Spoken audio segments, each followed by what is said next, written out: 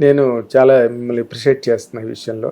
ఎందుకంటే ఇది women empowerment అంటే, ఇది మహిళా సాధికారికత అంటే, ఇది మహిళా స్వేచ్ఛ అంటే, ఇది మహిళకి స్వాతంత్ర్యం అంటే వీటిని అంటారు. తక్కువ వాటిని అనరు. కానీ అయితే మీరు ఎక్కడ ఉలైపాళియా ఎంట్రన్స్ రజనీకాంత్ లేదు సార్, అది యాక్చువల్గా ఎలాగంటే వెన్ ఐ వాజ్ నాన్నగారు ఎన్ఫీల్డ్లో పనిచేసేదానికంటే కూడా ముందు ఆర్ట్ డిపార్ట్మెంట్లో చేశారు కొన్ని రోజులు. మరీ ఎక్కువ కాదు కానీ కొంతకాలం చేశారు. సో ఆర్ట్ డిపార్ట్మెంట్కి సంబంధించిన వాళ్ళు అండ్ మన సినిమా మేనేజర్స్ కొంతమందిని బాగా తెలుసు, ఆయనకు పరిచయం ఉంది. అలా ఊరికే షూటింగ్ చూడడానికని నాన్నతో వెళ్ళాను. పి వాసు గారు, శ్రీ విద్యా గారు ఉన్నారు కదా, శ్రీ విద్యా గారు అప్పుడు నాకు ఎంత అండి 10 years or 11 years old I'm. Shri Vidya గారి జూనియర్ క్యారెక్టర్, అంటే రజనీకాంత్ గారు తమ్ముడు. ఆ క్యారెక్టర్కి రజనీకాంత్ గారు తమ్ముడు, చిన్న జూనియర్ రజనీ అనమాట. జూనియర్ శ్రీ విద్య, జూనియర్ రజనీ. ఆ ఒక చిన్న ఫ్లాష్ బ్యాక్ ఎపిసోడ్ వస్తుంది. ఇక పాప బాగుంది, కళ్ళు బాగున్నాయి, ఆల్మోస్ట్ కొంచెం శ్రీ విద్యా గారి షేడ్స్ ఉన్నాయి, ఉరికినయ్యా ఒక సీనే కదా చేయమని చెప్పు అని చెప్పేసి, అసలు నాకు ఏం నడుస్తుందో కూడా తెలియదు. డైరెక్టర్ గారు ఏదో చెప్పారు, పరిగెత్తమన్నారు, పరిగెత్తని అలా చేసేసానండి. సో మేబీ అదే నా first cinema experience. Screen presence అదే, స్క్రీన్ ప్రెసెన్సే చూడండి. రజనీకాంత్ గారు మూవీ, పి వాసు గారు డైరెక్షన్, చాలా పెద్ద సినిమా కదా. అవునండి, అవునవునవును, చాలా పెద్ద ప్రొడక్షన్స్. అసలు అనుకోకుండా జరిగింది. నా నుదుట అదే రాసుందేమో ఆర్టిస్ట్ అనేది. అవునండి అవునండి అవును. ఆవిడ కూడా ఇనిషియల్ డేస్, అవును, థర్డ్ మూవీయో ఫోర్త్ మూవీయో, అవునండి, విజయవాహినిలో షూటింగ్ జరుగుతూ ఉంది. అవును అవును. అంటే ఇప్పుడు ఆ తర్వాత ఇప్పుడు మీ సిస్టర్స్ వాళ్ళు బాగా సెటిల్ అయ్యారండి? బాబా ఆశీర్వాదంలో ఇద్దరు సూపర్ వెల్ సెటిల్డ్ అండి. అమ్మ వాళ్ళు మాత్రం లేరు. 10 ఏళ్ల ముందు మా అంటే షీ వాస్ ఎక్స్పైర్డ్. నాన్నగారు నాతోనే ఉన్నారు.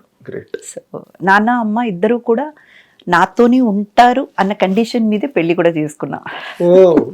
మా వారు పాపం చాలా చాలా మంచి వ్యక్తి అనమాట, బంగారం.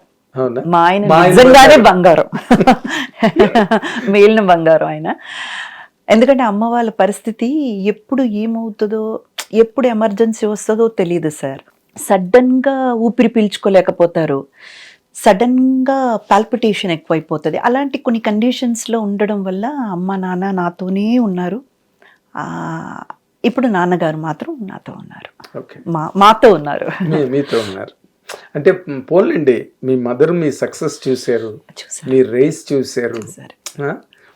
ఒక ఆడపిల్ల మగపిల్లలు లేకపోయినా ఒక ఆడపిల్ల స్ట్రాంగ్గా నిలబడి ఫైనాన్షియల్ ఇండిపెండెన్స్ సాధించి కుటుంబ ఆర్థిక అవసరాలన్నిటికీ. కానీ అందులో ఒక ముఖ్య భాగం నేను మా సిస్టర్స్కి కూడా ఇవ్వాలి సార్. నా తర్వాత సిస్టర్ భారతి అని. నేను ఇక్కడ హైదరాబాద్, మేము చెన్నైలోనే కదా వాసం. నేను షూటింగ్ కోసం హైదరాబాద్ వెళ్ళినా సరే, కేరళ వెళ్ళినా సరే, బెంగళూరు అయినా సరే, వెళ్ళి పని చేసి డబ్బులు తీసుకురావడం వరకే నా వంతు. దాన్ని మేనేజ్ చేయడం అంటే దేనికి ఎంత ఇవ్వాలి, దాని పొదుపు ఎలా చేయాలి అంటే అన్ని విషయాల్లో కూడా నాకు ఒక పెద్ద సపోర్ట్ సిస్టమ్గా నిలబడింది వచ్చేసి నా తర్వాత సిస్టర్ భారతి అండ్ మా శోభ, మా సెకండ్ సిస్టర్ నేమ్ శోభ.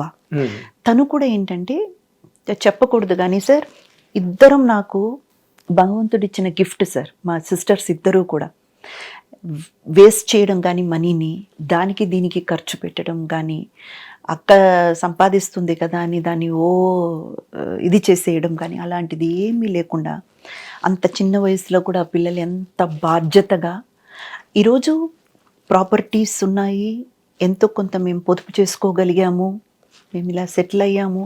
ఇది నా ఒక్కదాని విషయం కాదు సార్, నా ఒక్కదాని వల్ల చేయగలిగిన విషయం అయితే కాదు. అక్కడ ఇంట్లో నాన్న అమ్మని చూసుకున్నారు, మమ్మల్ని చూసుకున్నారు. మా సిస్టర్స్ అక్క సంపాద్యాన్ని ఎలా సేవ్ చేయాలి, ఎలా కాపాడుకోవాలి, ప్రాపర్టీస్ మీద ఇన్వెస్ట్మెంట్ ఎట్లా చేయాలి, మీరు నమ్మరు, నేనే 15 ఏళ్ళు సినిమా ఇండస్ట్రీకి వచ్చినప్పుడు, నా తర్వాత సిస్టర్స్ ఆలోచించండి, చిన్నపిల్లలు 14, 10 ఈ రేంజ్ అన్నమాట. కానీ ఎక్కడో ఏమో సార్, అదే బ్లెస్సింగ్, దేవుడు ఒక బ్లెస్సింగ్. అలా మేమందరం కలిసి కట్టుగా ఒక లక్ష్యంతో ప్రయాణం చేశాం కాబట్టి ఈరోజు అందరం మంచిగా సెటిల్ అయ్యాం సార్.